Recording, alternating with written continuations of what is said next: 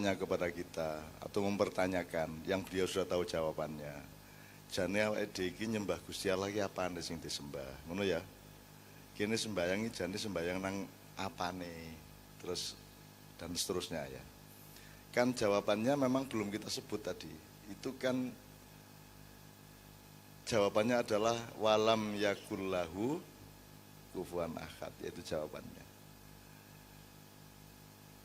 Tidak ada apapun atau siapapun yang menyerupainya, ya Pak Muzamil ya.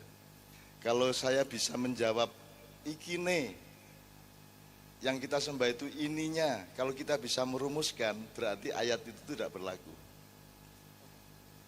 Kalau kita bisa merumuskan Allah, berarti dia tidak walam yakullahu kufuwan ahad. Jadi kita tidak diperkenankan oleh Allah untuk bisa merumuskan Allah. Maka kita jangan coba merumus-rumuskan, wis dirasakno dilakoni, iku isone ngono tok. Karena kalau kita ngerumus-rumuskan itu membatalkan ayat walam yakullahu wanakat atau mungkin walaisa kamitslihi syai'un. Satu.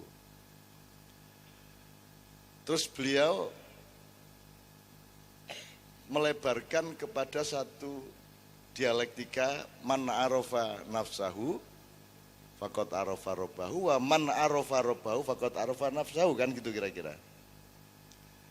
Beliau sudah mengantarkan kita untuk lho kowe iki ra duwe apa-apa, kowe iki ra iso apa-apa gitu ya. Nah, kita sempurnakan untuk pembelajaran kita. Kowe iki menungso ora ming ora iso apa-apa, ora ming ora duwe apa-apa, kowe iki ra ono.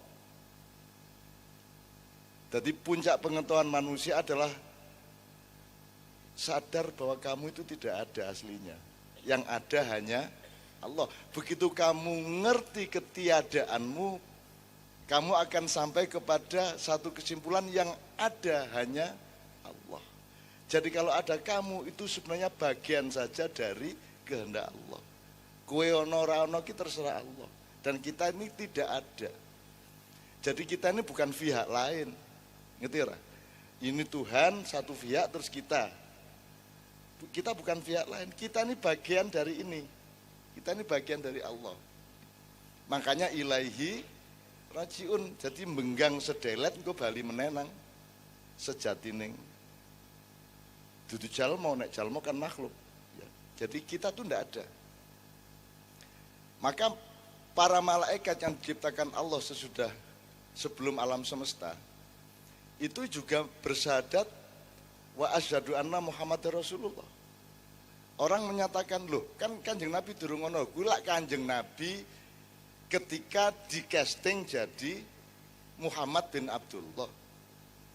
Jadi ketika Allah menciptakan Nur Muhammad, itulah Rasulullah.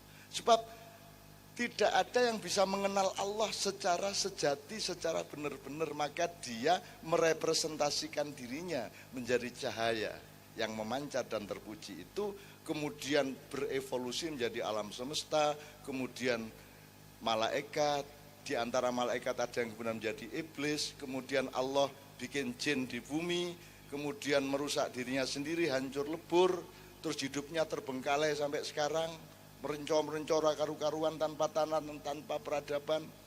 Hidupnya jin itu memuncak ketika Nabi Sulaiman, tapi setelah itu karu-karuan. Ya. Kemudian digantikan oleh makhluk baru pra Adam, sebelum Adam, yaitu Banujan. Wong Jawa ngundangi Banujan. Nah, ketika Banujan ini juga merusak dirinya dan menumpahkan darah di antara mereka, ketika itulah Azazil Kanzul Jannah, seniornya malaikat Jibril, yaitu malaikat yang paling sepuh, yang kemudian oleh Allah saking mengabdinya kepada Allah, kemudian dia diberi kesempatan untuk bertamasya turun ke langit 6, 5, 4, 3, 2 sampai ke bumi. Masing-masing katakanlah 1000 tahun, 1 milenium. Di langit 6 1 milenium, 5 1 milenium, seterusnya. Begitu sampai di bumi, ketika iblis sampai di bumi, belum iblis waktu itu masih Azazil, belum digelari iblis. Dia menjumpai dunia sedang hancur lebur, reruntuhan dari masyarakat yang disebut Banu Jan tadi. Kemudian si Azazil mendirikan kerajaan di bumi. Kemudian dia sangat kerasan di bumi karena di sini dia melihat segala sesuatu begitu indah.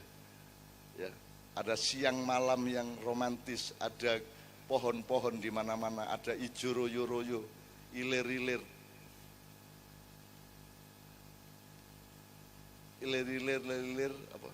Tandure wis sumile tak ijo royo-royo tak senggo temanten anyar. Ada gunung, ada pelangi, ada begitu rupa indahnya bumi ini sehingga si Azazil ini tidak mau pulang ke langit, tidak mau pulang ke langit 7. Dia melawan kehendak Allah. Wong dia disuruh tamasya pariwisata sebentar, dia tidak mau balik. Akhirnya Allah marah sehingga Allah kemudian nek ngono aku gawe Adam. Aku gawe khalifah di bumi. Kemudian malaikat diperintahkan wa idh qala lil malaikati isjudu li adama fasajadu, semua malaikat kecuali Azazil, maka dia disebut iblis oleh Allah. Kenapa Azazil tidak mau sujud kepada Adam? Karena dua hal. Yang pertama, dia hubbud dunya, dia merasa nikmat di bumi, ya. Nomor dua, kan dia cemburu kepada Adam, karena Adam itu ciptaan Allah yang paling bagus, masterpiece, yang paling ganteng, apik, gagah, sempurna. Jadi sampean ini sempurna, proporsional, irungnya semene, kupingnya semene, bibune. Kena ora percaya mlebu nang gone jin.